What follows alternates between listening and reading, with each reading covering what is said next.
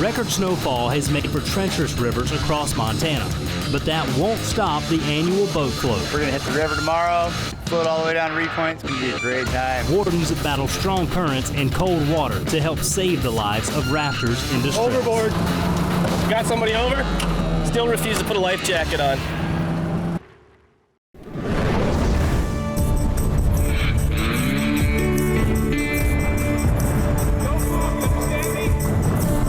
You did wrong. You're before shooting hours.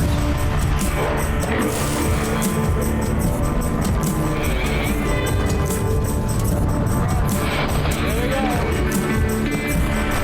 You want to go to jail, Jay?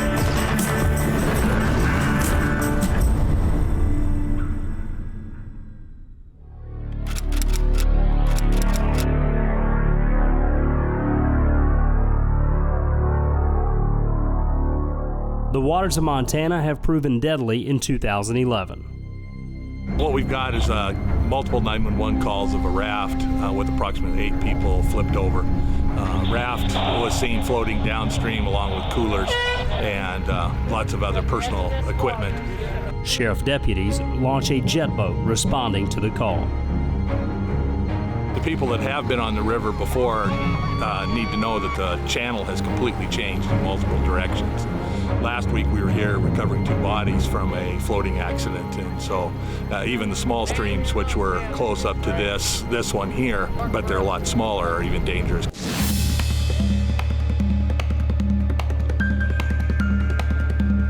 We work very close with the Fish and Game Wardens in Montana, and basically the sheriff's mandated by law to do all search and rescue. So they basically come in anytime we're needed. Tomorrow they'll have a couple of boats on the river. We'll have a couple more to be able to make sure things are safe.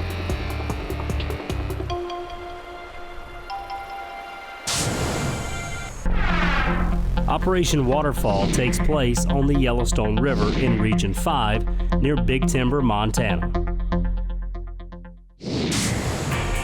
We're here and just came in from Bozeman, had to work today, so I'm meeting up with all my friends over here. And we're gonna hit the river tomorrow, float all the way down to Reed Point. It's gonna be a great time.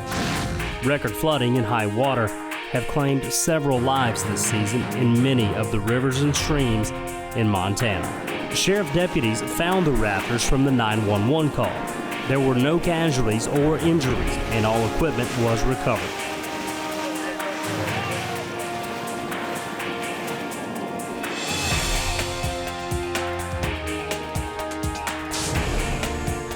"350 miles to the northwest in Region 1, Flathead Lake is another popular water destination. A boat is spotted with a rather large crowd of people. Go over quick before they go anywhere. Come on, guys. Yeah, enjoying the day? Just do some water safety checks, making sure everybody's got their life jackets on board and people are following the boating regulations on Flathead Lake. Good, good. Well, I'm Nathan with Fish and Game. We're going to do a safety check on your boat. Because first off, how many people do you have in the boat there? 14. Yeah, how many rated capacity? 16. All right, find a life jacket, hold life jacket up. Yeah, I'll hold life jackets up for every person.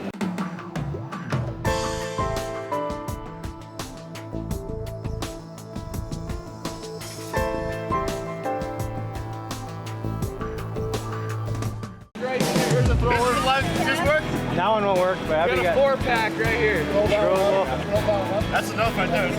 Everybody got one? Yeah, that's enough. All right, yeah, I saw your fire extinguisher, I saw your throwable. Like you got the camera away. All right, as long as you're not driving. I'm not, yeah. Bye-bye.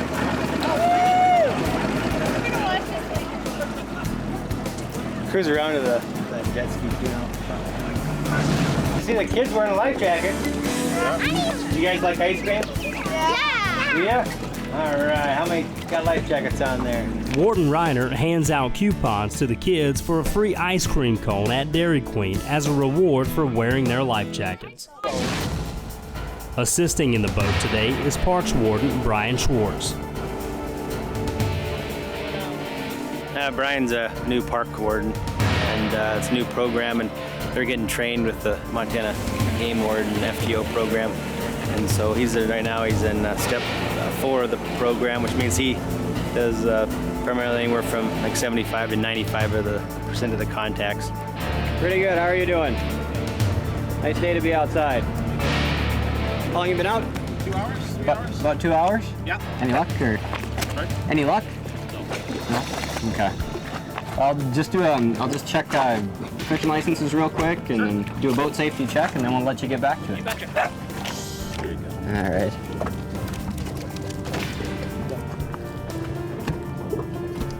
And then just want to do the boat safety check. Do you have life jackets on board? Yep. There you go. I saw a yoke one in there, and Man overboard? oh, there we go. Yeah. We can get a rope on it, and then fire extinguisher. Yeah. You got that, and you got your validation sticker for this year. Yep. I noticed that up there, so Yep. you're all squared away. Back on the Yellowstone River, this raft is hung up on the rocks, but where are its passengers? I don't want to take water on, bud. We're gonna put on the river here and work this float they have every year. A lot of times there's alcohol involved and whatnot, so you know what that always leads to, or can lead to. We try to get in front and prevent a lot of that. So, River Rat Dave here. Are you going down there? As this raft makes its way toward the rapids, wardens scramble for their boats as trouble is brewing.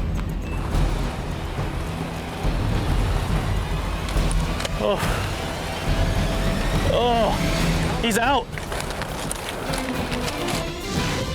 Region 5 wardens Derek Fagon, Paul Lukey, Matt Ladd, and Justin Halkaluk are working the Yellowstone River boat float.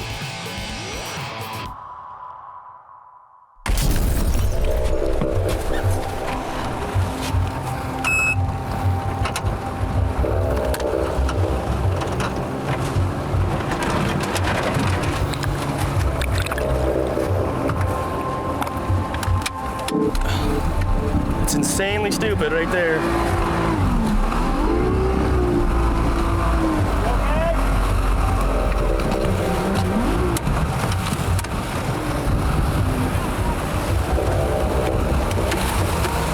Yeah, we gotta have a little communication between that.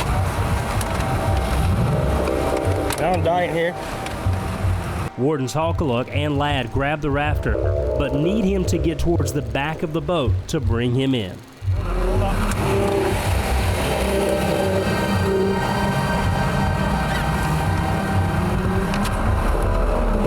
That boat's just stuck in the hydraulics. Yeah, you gotta pass him around to the back. Justin!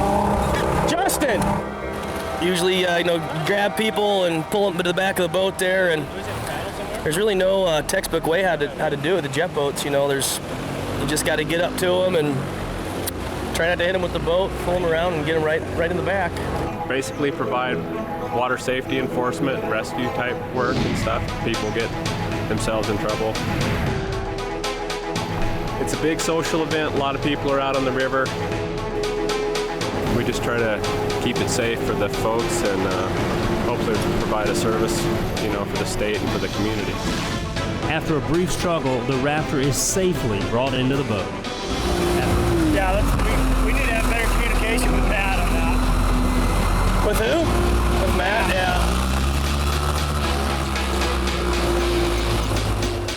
Luke and Fagon head towards the raft, which is caught on a rock. We need to get that out of the way. I don't want to go in there. Yeah, maybe we can shoot in. It'll come out eventually. Yeah, it ain't worth going in after. I don't think so. That guy was hurting, man. No life jacket. Well, he's got to get it eventually, but it'll come out. We got no kind of throw hook or nothing, huh? I wonder if that guy can get it. We got a long hook, a gaff. Having waited several minutes for the raft to break free, Lukey makes the decision to go in and attempt to free the raft. Just don't know if it's worth it. We got two boats coming. So. Yeah, they're drift boats, though. They're not going to hit it.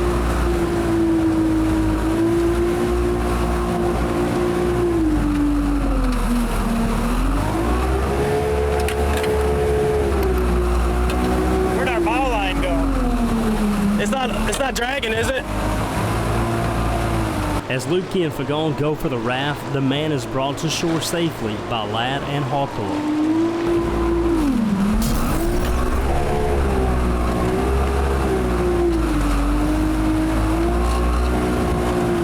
Lukey has extensive experience in swift water rescue, but it's a dangerous situation trying to free this raft.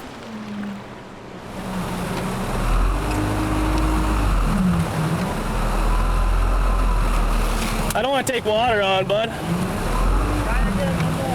Taking water on would definitely sink their boat.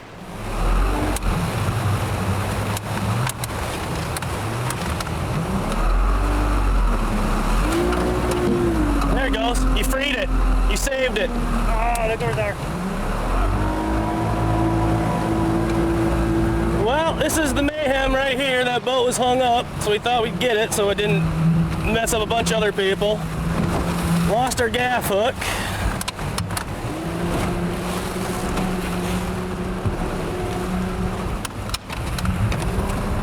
There you go. I'm either. No, I'm the game warden.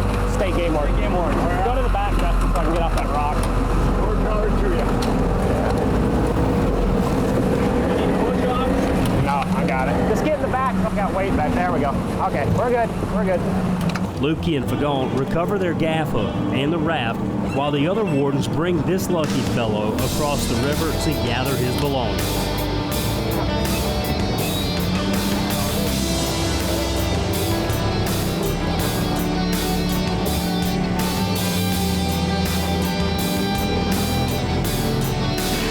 Yeah, we went to those rapids up there, and I had to kill everybody on my raft. You'll never see them again. Look in the missing persons report. Ow! No life jacket, refuses to wear one even after we just plucked him out of the river, saved his butt. He was very happy to see us while we were out there, no doubt. Still refused to put a life jacket on. Rafter Dave, I guess. It's the beginning. You're watching Wardens only on Outdoor Channel. This stretch of the Yellowstone River poses a huge threat that adrenaline junkies just can't seem to resist. Yeah, let's go.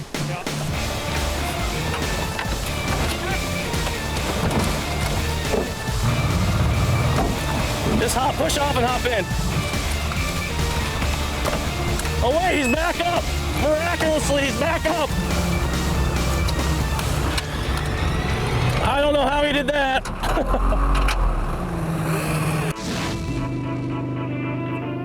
This is the annual boat float. It got postponed about a month. Usually it's the first Saturday in July, but because of the record high water in the Yellowstone, we had massive amounts of snow and very cold weather, so the snowpack was huge this year and it all came down.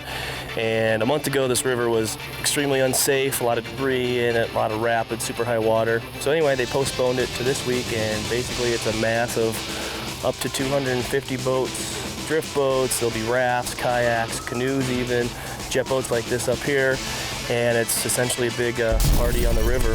What makes this unique is the condition of the river. Yellowstone's the longest undammed river in the country. It's almost 700 miles long in the lower 48.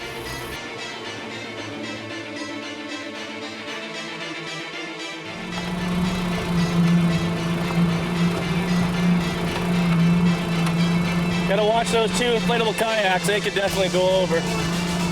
Got somebody over?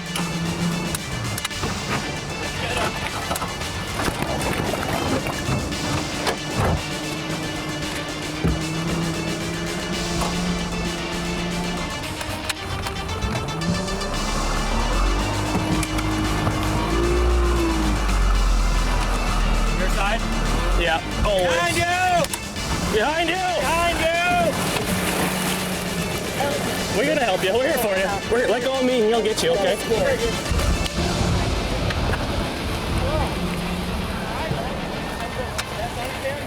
He's got you, okay?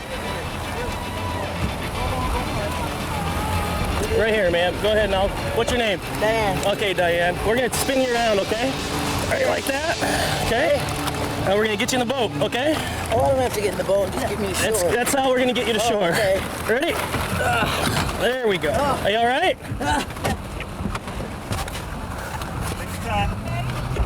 Oh yeah, I'm okay. You didn't hit any rocks or nothing? You're good? That's quite a ride, isn't it? Oh yeah. I'm in these rapids, you know. Something's gonna suck me down. Well, you're okay now. Everything's good? Absolutely. I don't know where your paddle went. Your paddle. Where's my beard? Hey, you're with the game warden. You're with the game wardens now. You're as safe as you could possibly get. Donna, did you have to save a cat today? And my old man always goes, "Bro, honey," and I go, "No, I just want to hang on." I know, it's pretty wild, huh? Rolls through it. That's scary, isn't it? When you get in the water, your heart kind of stops. But yes, guess what? That's way scary. You had your life jacket on. Yeah. God bless you. We all go get them on. We don't know. What? You didn't have your foot tucked in? Yes, I did. No, She did, and then it come out. Hold me up because he wouldn't let me hang onto the rope. Paddle. Me yet. I gotta think of what happened here. You know, if it weren't for these guys right here, I'd still be floating. Panic overtook her as soon as she hit the water. Part of it could have been the shock of the cold. I don't think alcohol played too much into it at this point. But just the panic of being in the water and not knowing what's going to happen. You know, fortunately she had her life jacket on, and that was great to see. And she caught her breath, and everything's good to go. So we'll be back in the water and hopefully enjoy the rest of the day. 350 miles to the northwest, Parks Warden Brian Schwartz is field training with Warden Nathan Reiner on Flathead Lake. How's it going?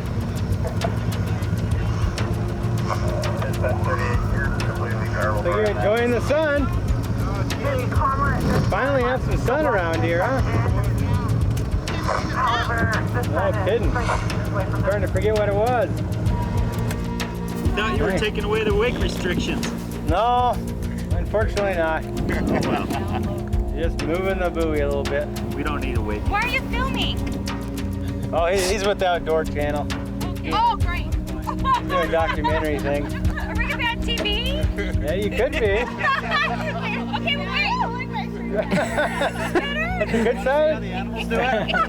Have you ever seen a grown man naked? All right, well, we'll do a safety check of your boats, make sure you got life jackets, all that good stuff. Sure, absolutely. Sure. Probably the easiest thing with that many people is to you can pull lines, give everybody a life jacket, so I know everybody on board has one, and that's probably the easiest. We got more life jackets. I got two. I think we got more. I got two too. It's just Four more down here. Are you just wanting to see my abs, aren't you? If you've worked hard for it, you gotta show it out. Wait, did you count them out? Yeah, we got her taken care of. How about a throw bowl? We got a boat and a throw bowl in each boat? Yeah, you have one like that in this one? What's that? Throwable? A throwable. Yeah. Any boat over 16 feet has to have at least one of those. I don't have one.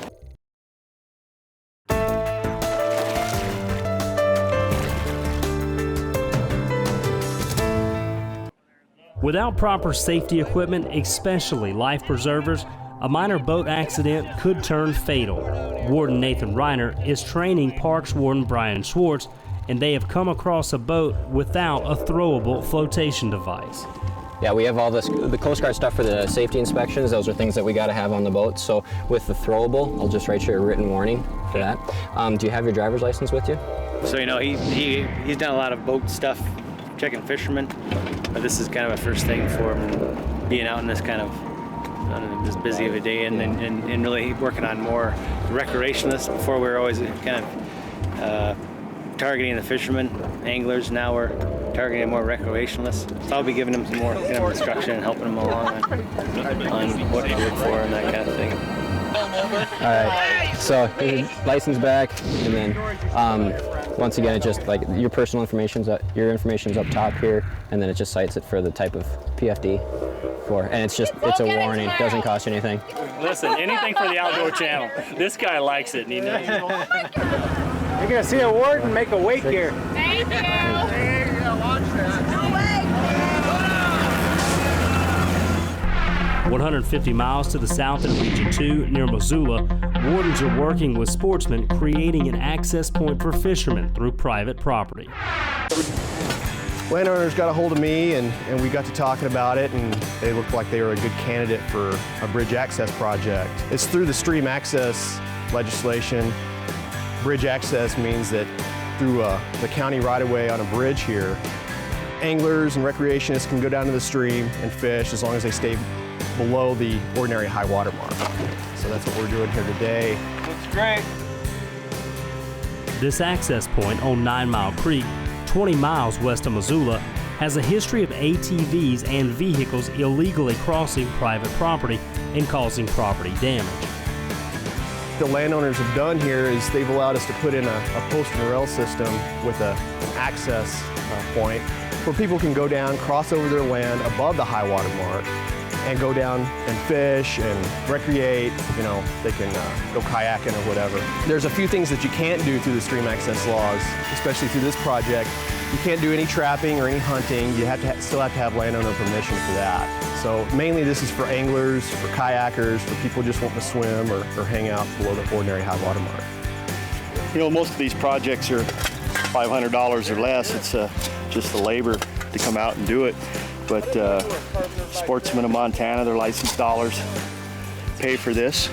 And today, I think we've got less than $400 in the total cost. Lots of labor, so we'll get this done and be fairly cheap and effective and make the landowner happy and keep a nice access area open for angler. The labor is the hard part.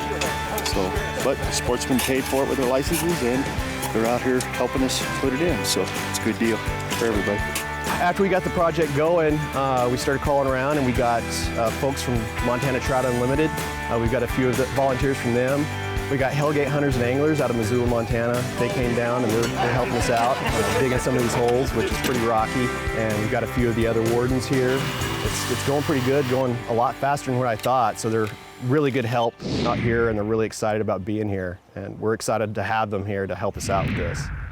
Well, as a trout fisherman myself, I wouldn't do it if I couldn't access it. So access is a huge issue for us, and you know, we know that if people can access streams, they're going to take care of them. And so, you know, the more and better accesses that work for landowners as well, the better thing for us. You know, having accesses that work and work with landowners that they agree with is great. A couple years ago, the only person I've ever had to deal with, they were riding when the stream was really low. They were riding up the stream bed. Yeah, that's what they said that truck was doing, was going down there and they'd just park in the stream and wash their truck and stuff. It's like, what are you doing? Very nice. Good work, man. I want to be where it says access. Oh yeah, we should slide down there. It's not the most glorious thing to do out here, but it's things that need to be done, and it's really good projects to work on. It helps out with cooperation between landowners, anglers, and the agency, Fish, Wildlife, and Parks. When we return, there's no such thing as a little white lie in law enforcement. Do you have a fishing license? Yeah, I have a fishing license.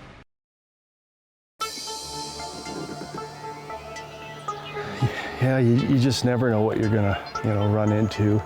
Safety's always of concern. You never know what may happen. You're by yourself. You're a long ways from your vehicle. Just always officer safety has to be utmost, because you never know who you're dealing with. Maybe somebody that's broken the law somewhere, and anybody with a badge could scare them and think they're going back to jail. So you always have to be cautious of who you're dealing with, and always have that in the back of your mind. On a midweek patrol, Captain Dara stops at an access point to a high mountain lake where several vehicles are parked at the trailhead. For a high mountain lake like this in the middle of the week, this is kind of an oddity to see 5 vehicles here. As a game warden, I can't drive by this, even though it's a 2.5-mile hike in there. We gotta go, because there's no doubt somebody's fishing up there. So 5 daily, 10 in possession. So the grayling's under the trout limit, so they could keep 5. And if they're camped up here, they could have 5 in the cooler and some on the stringer, but no more than 10 if they're camped here. We're pretty close to the lake now, so we'll sneak up in there. Hiking up the trail, Captain Dara meets a group of young anglers. How are you? Good, how are you? Good, good. How about fishing licenses? Do you have those? I got mine. Okay. How old are you girls? 15 and I'm 13. Oh. 13? Okay. 14. And you're?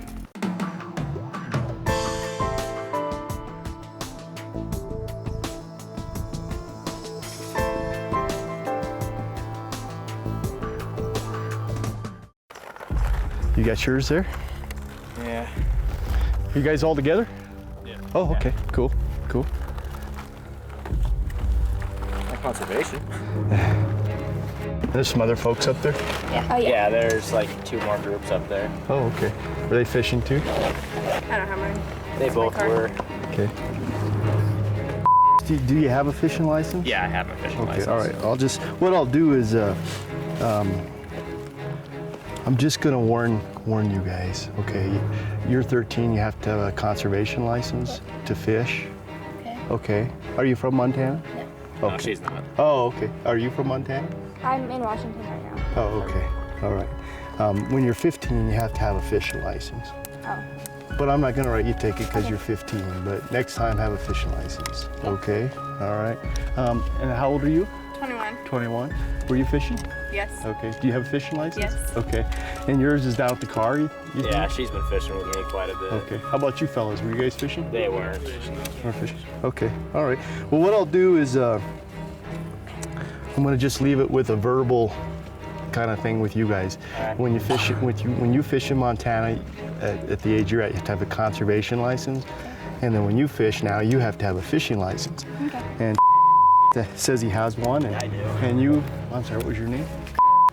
What I'll do is I'll just take your names, and when I get back, I'll just run you on a computer to see if you have a license. What I'll do is I'll get your date of birth, and that'll just make it easier for me to run it. It's just hard up here on the hill.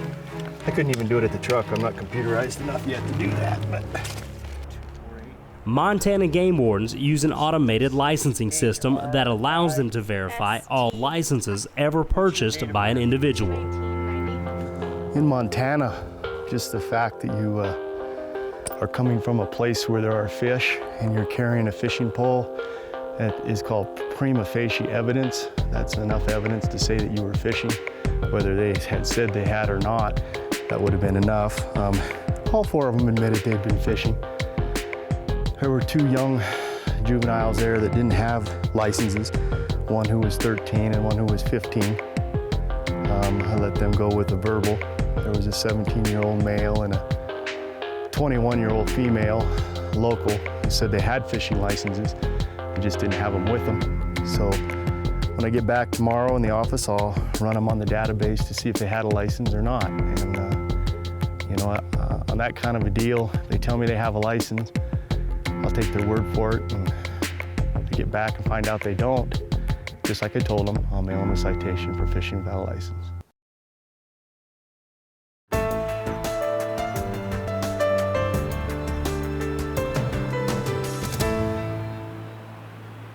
People don't expect you to be in here on a Wednesday, plus, you know, 5-mile hike. So, yeah, you just never know what you're gonna, you know, run into. Society's made up of so many different types of folks, you know. It could be just an average guy, a day off with the wife or the kids. It could be somebody that's not so average. We'll try to just glass it a while and see who's fishing.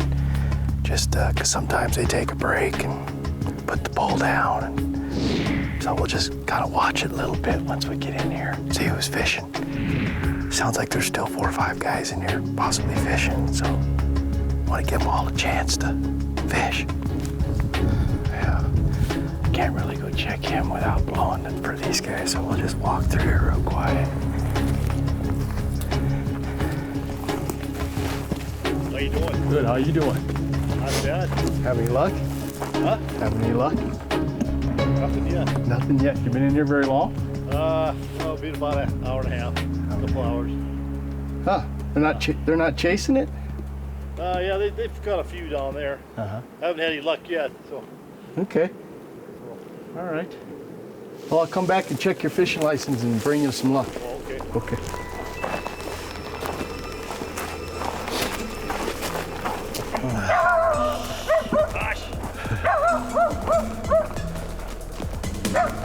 caught a few? I think I just landed number 3, and I've had 5 though. Yeah. Okay. Actually, the one I just caught was pretty nice. Oh, nice. Was it grayling? Mm-hmm. Good. Yeah. Good.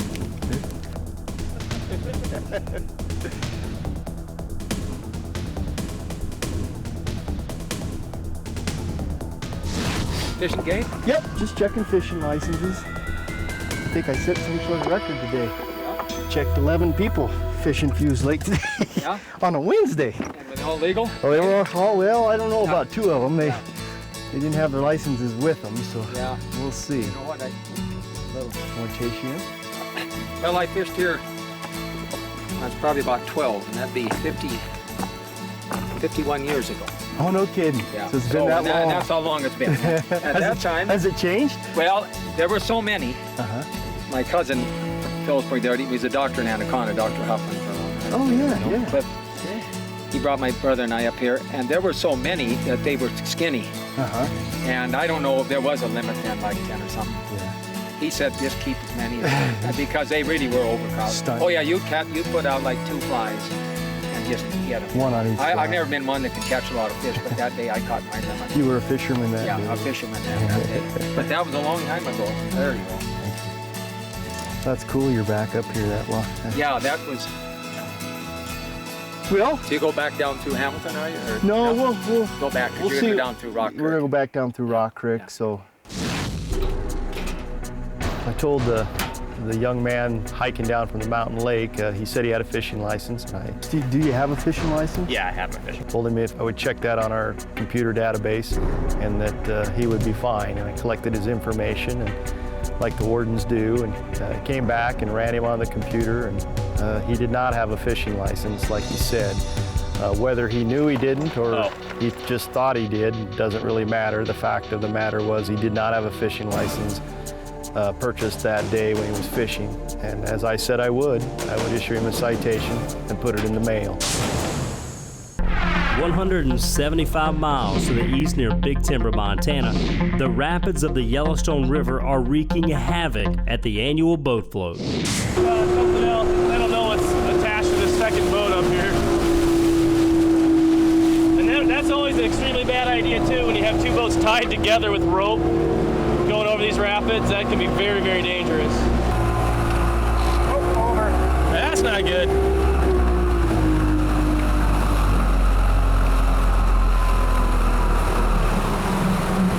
Well, this is when it gets tricky too. You got this much current and this boat is flipped over, so they obviously have 0 control.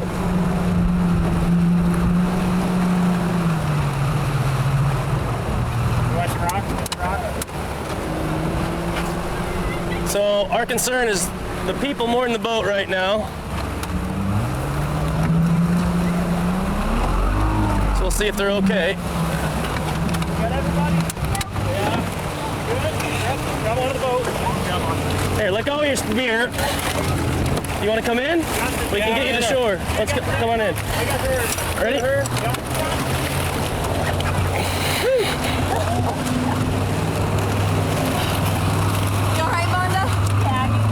You want to come in? Why don't we let you get in, and these guys can stay with the boat. We'll come back out and help them. There we go. Are you ready? Yeah. Our water's cold, isn't it? Yeah. Sucks some of the juice right out of you. You okay? Go ahead. Where's Brett? When you get a chance, cut that rope. I don't want any ropes messed around right now, but we'll get everything to shore.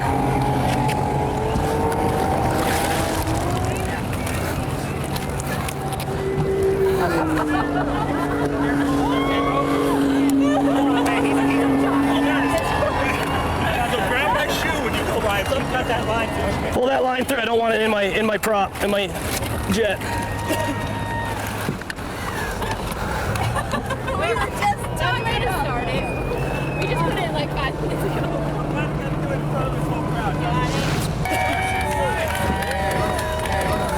After a brief rest period, these boaters were reunited with their group and sent on their way.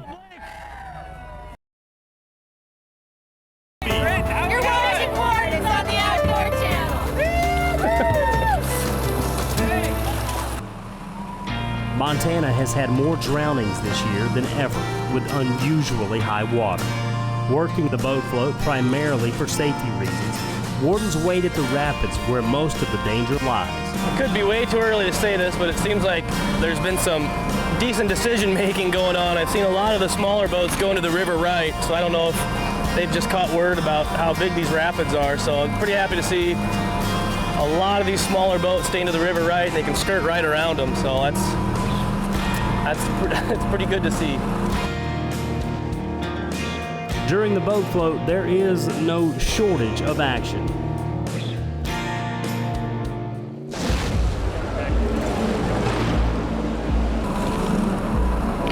I'm nervous about this one here.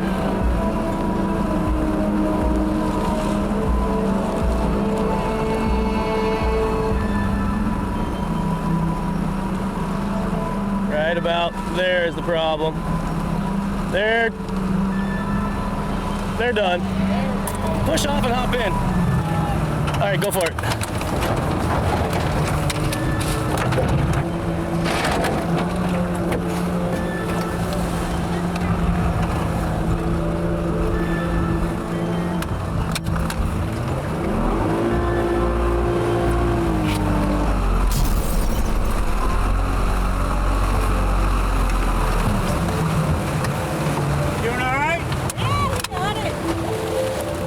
Those work so much better when they're on, you know that, right? Yeah. Here you go. Want to come up? Want to come up? Good job.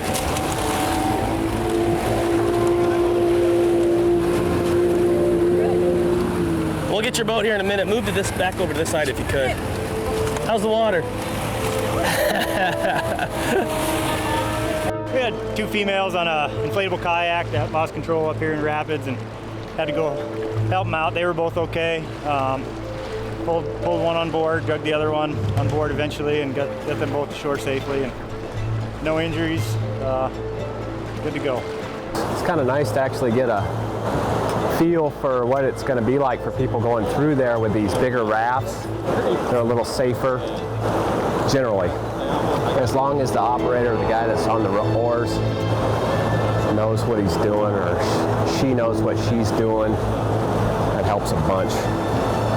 They get sideways in those, they want to go nose down first, and be able to row backwards so they can kind of pull themselves out of some of that. But if they go down sideways and they get in where that water's rolling over, that's when they can get in trouble. They can start taking on quite a bit of water. So as long as they keep nose down, it shouldn't be too bad for them.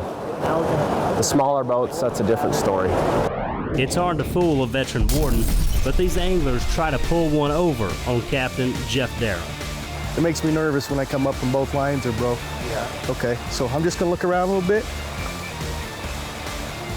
And I'm not gonna find any night crawlers, like right there. Give me the pull. That's yours right there. No, that ain't mine.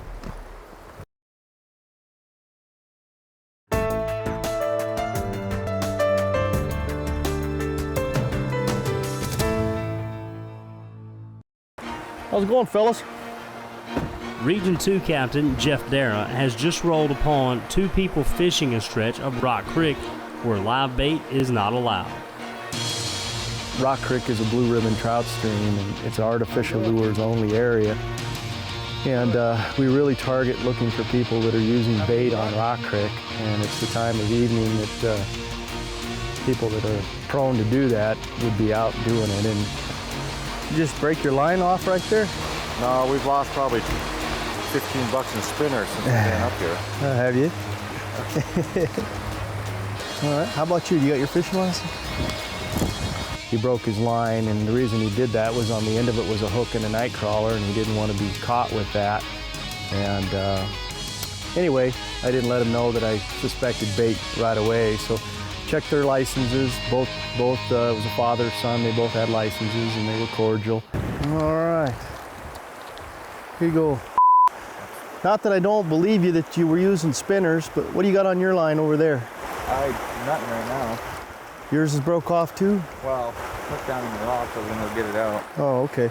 And your line broke off? Yeah. You don't have any worms around here, do you? When I start looking around, am I going to find any worms? No. Okay, because I'm going to look around, because It makes me nervous when I come up and both lines are broke. Yeah. Okay, so I'm just gonna look around a little bit. And I'm not gonna find any night crawlers, like right there. There is. Give me the pole. That's yours right there. No, that ain't mine.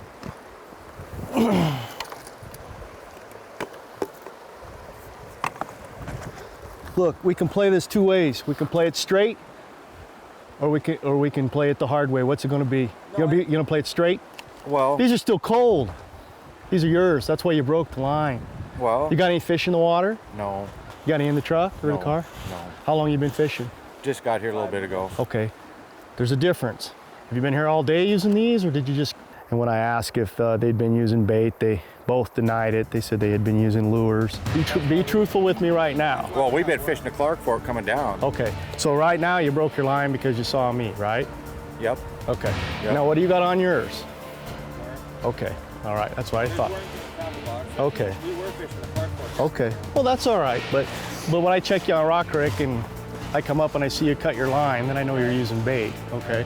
So here's the deal. I'm gonna write you both a ticket for using bait on Rock Creek. Okay. Okay. And then it's not a kind of thing where you lose your privileges or anything like that. Okay. But you do have to pay a fine. All right. Okay. And you have worms in the tackle box?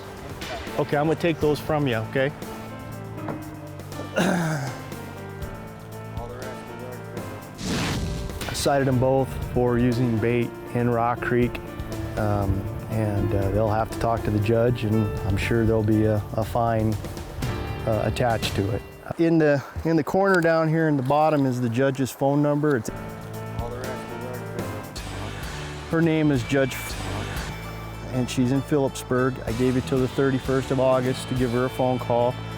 All this stuff up here, fellas, is just your name and your address and your license number, your phone number, where you work, and then just that I cited you under 87-1-125, which is a violation of commission regs. And today's date's the 17th of August, 2011. And that said, defendant did knowingly, purposely, or negligently was using worms on Rock Creek, artificial lures only section, violation of commission rules and regs. Location, Rock Creek. Just says I didn't take any money from you. This is my badge number and this is my name. Okay, any questions? Nope. Okay, thanks guys. Give you some money, but I ain't got it. That's okay. Just do call the judge, because if you don't, then it gets to be a hassle. Again, this is a very popular stretch of water. The fish in here have whirling disease. We have a real severe, strict limit on it. There's still good fishing here. No incident or whatever. They once they realized they were caught, they took the citations well, and hopefully they don't do it again. Thanks, guys. Yep, thanks. Next time will be a better deal. Yep, thank you. Thank you. We're usually pretty good about it. We kind of just got skunked. So gotta try to catch a fish. Yeah.